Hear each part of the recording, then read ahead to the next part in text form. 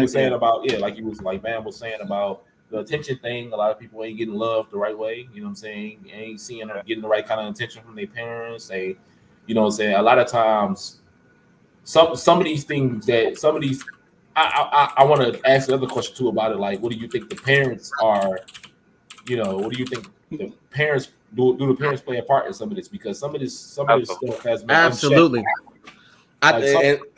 In the beginning, go ahead. In the beginning, there were signs that some of these kids or some of these folks were troubled, and parents were ignoring some of the signs. Like, oh, this kid is troubled, and he drawing pictures of him shooting people in his notebook. He writing letters to himself about how he want to kill people, like stuff like that. Like, and parents not doing nothing about it, or they not paying enough attention to him to see what he's doing.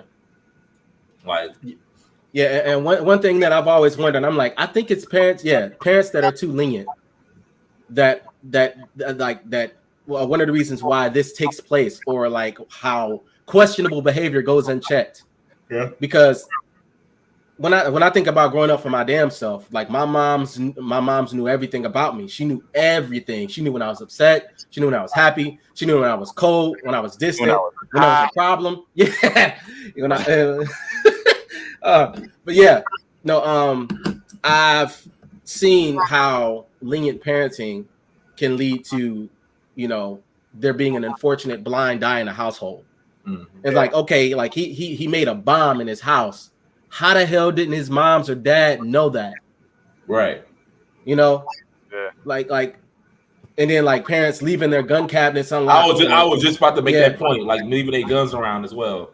Yeah, like, or whatever the case may be. Like, how do you allow, like, just negligence?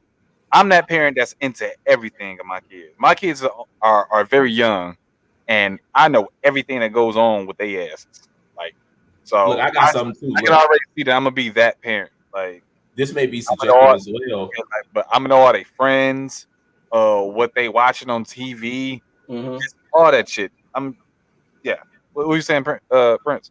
I was saying, like, this, what I'm about to say may be subjective, but no matter how you look at it, in the black community, you kind of get pointed out for doing stupid shit. Like, now whether that's for verbal abuse or not, but a lot of times if you doing stupid shit, you pretty much get pointed out. And you see a lot of this, like a lot of these mass shooters and a lot of this mass shooting stuff is just people doing stupid shit, right? And not getting checked on it. You know what I'm saying? Attempting to do stupid shit, talking about stupid shit, talking about shit that they would do. Oh, I get what you're saying. Right. You understand what I'm saying? Yeah. In the black community, if you say any stupid shit, we like, bro, what the fuck? What? You about to do what? You say you thinking about what? You getting checked quickly because we don't do stupid shit. Like, you're not about to do no stupid shit on my part. Like, and then you tell somebody that you like, hey man, this nigga talking about. Right, and we telling everybody. This nigga just said he about to come through this bitch and shoot up everybody. Please, everybody, get up out of here. Like, we're telling on everybody. Like, spread the word. Please get up out of here. Tell everybody. So we're not allowing stupid shit to go on in our community. We allow others a heap load of other stupid shit to go on in the black community, but killing motherfuckers, killing innocent people. I don't know, bro. I'll say this. It's not that we don't allow it. It's just that, like, where we grew up, for instance, Detroit, like motherfuckers are like alert, like there's danger everywhere. Right. Yo, it is second nature. Watching your surroundings is second nature. Every black parent teaches their kid, always be aware of your surroundings. If something don't look right, act right. Get the fuck on, like, fast. Yeah. So yeah, I know what you're talking about. Right, and there's like a sixth sense when it comes to these things, at least from what I've seen growing up. Right. Like, you know when somebody on some bullshit, and you know when to fucking get the hell out of the situation. Right. For instance, I'm gonna tell a story. I'm gonna tell a story about when we was younger. Yeah. So we was at this fucking house party and shit.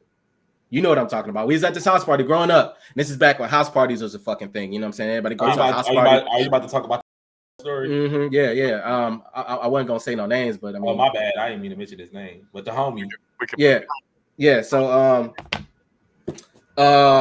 we go to this house party, man, and this is back when dancing and shit, everybody was just talking to girls. We young, 16, 17, 18, one of those ages, and everybody having a good time. Now this is in the hood, and of course, you know, everybody want to party and shit, but we in the neighborhood that we ain't familiar with. So although we going to this party to have a good time, we got eyes on everything, specifically Dizzy, okay? Because we was having a good time, and Dizzy pointed it out. Dizzy was like, yo, man, I got a bad feeling, man. I think we need to get the fuck up out of here. Right. And so, you know, of course, me and Prince, we listened to him and we ended up popping smoke. We still had a couple of friends that stayed at the party and shit, but we, like, me and us three was clicked up. So we ended up taking off and going back to Prince's crib and shit.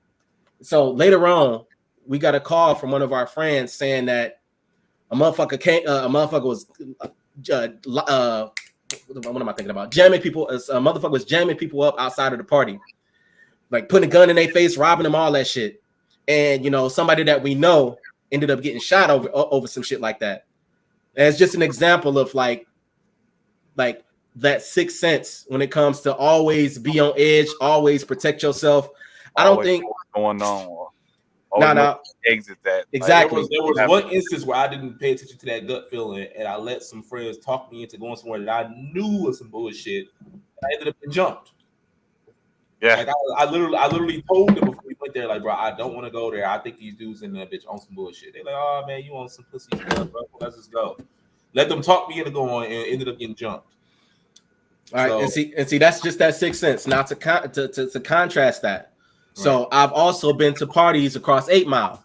For all you motherfuckers that don't know Detroit like that, right? And all you know is 8 Mile. So right across 8 Mile is the bougie place. Yeah. So I'd have been at some parties like on 18, 19 Mile and shit, where all the bougie white folks is. And ain't no shot to y'all, but I've been to those kind of parties and I've seen how those parties are. Like those parties are wider than the parties in the hood. Like. Boy. And the thing is, nobody give a fuck about nothing. Like, there's nobody got that fucking sense. Like, hey, yo, we need to get the fuck up out of here. It's like motherfuckers in there. Yeah, motherfuckers in there doing coke. Motherfuckers in there playing with their parents' guns. Motherfuckers in there doing all kinds of wild shit, bro. And I'm just like, yo, bro, this is crazy. And the person's parents was there when all this shit was happening. And so I'm just like, yo, bro, like it's jail time. They would have got. I'm like, yo, man, this is the most lenient shit. Nobody give a fuck. And it's like I have never seen drugs be consumed like that with parents around. And so, personally, I can't say that this is a fact. Personally, I think yes, the households that got lenient parents have a higher chance of youth violence happening. And that also brings me to this point. So a study was done by a committee in 2016. And it says that kids with the lowest risk for youth violence have close attachment bonds and consistent support caregivers that affect them on a daily basis. Which means they got love. Yeah, which means that you have a loving parent or loving siblings or somebody to keep you grounded means that you have a lower chance of experiencing youth violence.